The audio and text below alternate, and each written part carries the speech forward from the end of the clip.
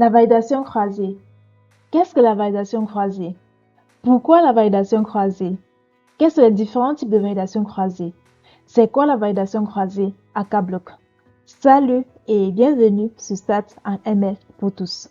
En ce jour, nous allons voir la validation croisée et nous allons essayer de répondre à toutes ces questions. Sans toutefois tarder, on va commencer par la première. Pourquoi la validation croisée?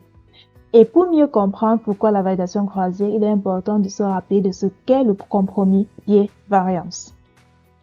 Et pour mieux comprendre la notion de compromis biais-variance, il est essentiel de se rappeler de la notion de surapprentissage et de sous-apprentissage. En fait, en apprentissage statistique supervisé, lorsqu'on met en œuvre un modèle, il peut avoir des risques. Un risque de surapprentissage et un risque de sous-apprentissage.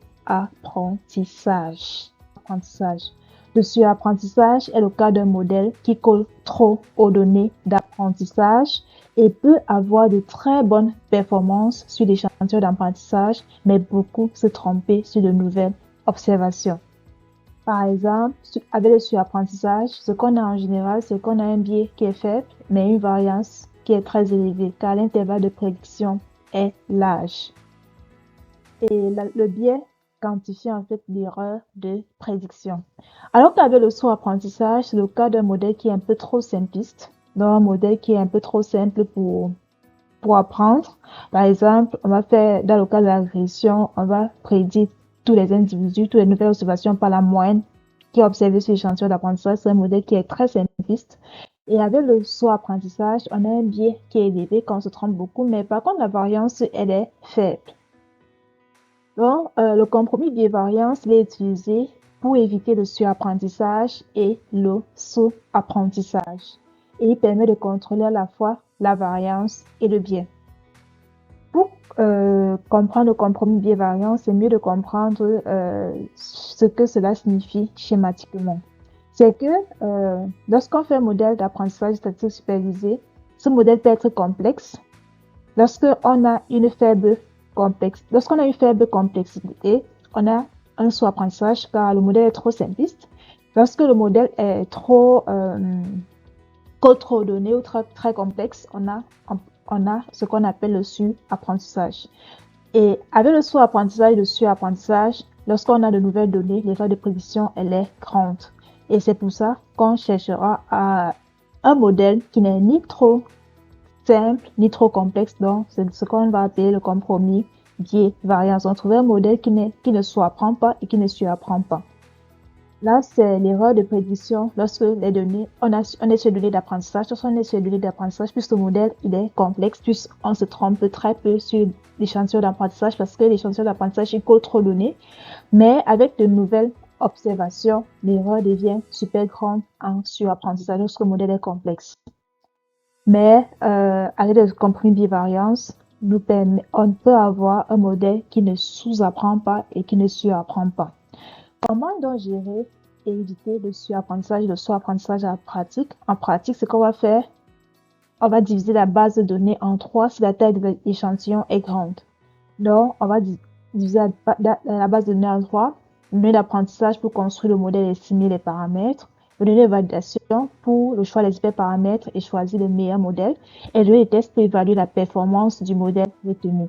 Un hyperparamètre, c'est quoi? C'est la valeur qui permet de modifier la complexité du modèle et sa valeur modifiée des estimations qui sont faites par le modèle. Donc, en fonction du hyperparamètre, on a un nouveau modèle et on a des prédictions qui sont différentes. Donc, la validation, avec les deux de la validation, ça nous permet de choisir le meilleur hyperparamètre, le meilleur modèle pour nos données et pour notre modèle d'apprentissage. Qu'est-ce que la validation croisée? La validation croisée, en fait, c'est qu'on veut éviter le sous-apprentissage et le surapprentissage. La première méthode consiste à diviser la base de données en 3. Base d'entraînement, base d'apprentissage, de validation de tests. Mais lorsque la base n'est pas grande, lorsque l'échantillon n'est pas grand, la diviser en 3 risquera en fait d'apprendre le modèle sur un ensemble qui est très faible. Donc, on va diviser la base de données plutôt en 2. Une base d'entraînement qui sera utilisée pour entraîner le modèle, pour choisir le meilleur modèle et pour choisir des hyperparamètres. Une base de test pour qui est mise au coffre-fort pour tester le modèle final qui est retenu. Donc, la validation croisée, en fait, nous permettra, en fait, d'utiliser la base de données en deux et d'éviter le surapprentissage parce qu'on a une base qui est utilisée pour entraîner le modèle, pour choisir le meilleur modèle et pour choisir les super paramètres. Donc, avec la validation croisée, cela nous permet de ne pas trop apprendre sur les données d'apprentissage un peu trop. Donc, la validation croisée, en fait, c'est une technique qui est utilisée pour évaluer la performance d'un modèle sur plusieurs sous-échantillons de données d'entraînement. Donc, sur notre base d'entraînement, on va utiliser plusieurs sous-échantillons. Quels sont les différents types de validation croisée qui sont utilisés en pratique? On a la validation croisée à cas bloc. Avec la validation croisée à cas bloc, qu'est-ce qu'on a? On divise les données en cas parties égales. C'est-à-dire, on va diviser les données en cas parties égales et on va entraîner le modèle. Pour chaque évalué d'hyperparamètres, on va entraîner les données 4 fois. On va tester le modèle 4 fois. Avec la validation croisée stratifiée à cas bloc, on va diviser les données en cas parties égales. Donc, c'est une variante de la validation croisée à cas bloc, juste que il est beaucoup plus utilisé lorsque on est dans le cas où notre base est déséquilibrée. Ce qui fait qu'avec la validation croisée stratifiée à cas bloc, on va diviser la base d'entraînement en cas parties égales et en stratifiant suivant une variable donnée, ça peut être la variable d'intérêt ou une autre variable qui permet en fait de tenir compte de ce déséquilibre dans nos données.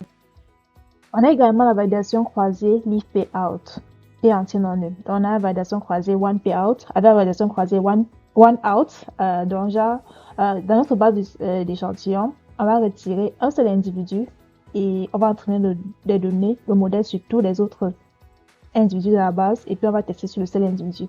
On va le faire pour tous les individus de la base. Donc, chaque fois on retire l'individu, on entraîne le modèle sur tous les autres individus de la base et puis on teste sur celui qu'on avait retiré. Avec payout, on va retirer P observations. Par exemple, P égale à 30, on va retirer 30 observations de façon aléatoire. On va entraîner le modèle sur la base d'entraînement privée de ces P éléments et ensuite ces P éléments sont utilisés comme test. On a également la validation croisée Monte Carlo. La validation croisée Monte Carlo, en fait, il est utilisé lorsque les données sont... La taille de l'échantillon est faible sans être vraiment faible, donc, mais quand même grande. Parce que avec la validation croisée Monte Carlo, on va diviser la base d'entraînement en deux parties. Une partie pour entraîner le modèle, une autre partie pour valider, pour choisir les hyperparamètres. On va le faire plusieurs fois. Donc, on va sélectionner plusieurs fois diviser la base d'entraînement en deux parties. Une partie pour entraîner, une partie pour valider, ainsi de suite, plusieurs fois. Je choisis hyperparamètres en fonction. Et le dernier, et un dernier qui est plus utilisé, c'est la validation croisée par bloc. La validation croisée par bloc, c'est une validation croisée temporelle qui est utilisée dans le cas où on a des données temporelles. Et les blocs, en fait, sont des blocs temporels. Donc, on a, par exemple, une base de données qui va de 1990 à 2010. On va entraîner, on peut se dire, on construit le modèle de 2010 de 1990 à 2005 et puis on teste, on valide sur 2005 à 2010. Donc, c'est ça, la validation croisée par bloc. Donc, les blocs, en fait, sont les blocs temporels. La validation croisée à cas bloc, comment le mettre en œuvre? La validation croisée à cas bloc, en fait, se fait en 4 étapes principales. La première étape consiste à définir le nombre de blocs, généralement entre 1 et 10. À la deuxième étape, on va séparer aléatoirement la base d'apprentissage en cas parties égales. À la troisième étape, on met en œuvre l'algorithme suivant. Donc, pour chaque valeur d'hyperparamètre, c'est-à-dire pour chaque valeur d'hyperparamètre, on va faire ceci. Donc, pour chaque bloc donné, on va entraîner le modèle sur K-1 autre bloc ou partie. On va utiliser la partie restante comme validation, donc mesurer la performance de cette partie et puis considérer la moyenne des valeurs des mesures de performance.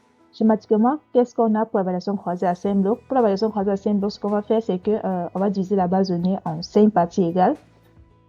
Pour une valeur d'hyperparamètre donnée, on va mettre en œuvre 5 itérations. À la première itération, cette partie utilisée, la partie blanche qui n'est pas colorée, est utilisée comme base de test, base de validation. Et on entraîne le modèle là, et on teste là, on entraîne le modèle sur la partie blanche, on teste là, et ainsi de suite, lors des 5 itérations. Et ensuite, pour cette valeur d'hyperparamètre, l'erreur, c'est la moyenne des erreurs. Pour le deuxième hyperparamètre, on fait la même chose. Et ensuite, on choisira l'hyperparamètre qui nous permettra d'avoir des meilleures performances. Donc, c'est ça l'étape 4. Choisir l'hyperparamètre permettant d'avoir la meilleure performance. Donc, c'est ça le processus de la validation croisée à cas bloc. Si c'est ta toute première fois de me suivre, n'hésite pas à t'abonner pour ne pas manquer d'autres vidéos. Et la validation croisée à tableau, qu'est-ce qu'il faut retenir? Ce qu'il faut retenir en fait, c'est que il existe deux méthodes principales pour éviter le surapprentissage et un apprentissage statistique supervisé. La première méthode consiste généralement à diviser la base de données en trois parties. Une base d'apprentissage pour estimer les paramètres et construire le modèle, une base de validation pour le choix des hyperparamètres du modèle, une base de test qui est mise au coffre-fort et utilisée pour évaluer la performance du modèle. Cependant, lorsque la taille de la base initiale n'est pas grande, la division en trois pourrait ne pas être optimale, car il n'y aurait pas suffisamment d'observations pour entraîner le modèle. Donc, une solution en fait consiste à utiliser la validation croisée, et dans ce cas, nous divisons la base de données en deux, une base d'entraînement et une base de test. La validation croisée est une technique utilisée pour évaluer la performance du modèle sur plusieurs sous-échantillons de données d'entraînement. Il en existe plusieurs types, à l'instar de la validation croisée à tableau. Pour conclure, lorsque la taille de l'échantillon à disposition est faible, avec la validation croisée, la règle de prédiction est apprise sur un échantillon de taille plus grande. Et cela peut améliorer significativement la qualité des estimations. Si tu as des questions ou des remarques, n'hésite pas à me le dire en commentaire, un like, un partage pour faire grandir la chaîne. Et si c'est ta toute première fois de me suivre, n'hésite pas à t'abonner pour ne rien manquer. Au revoir.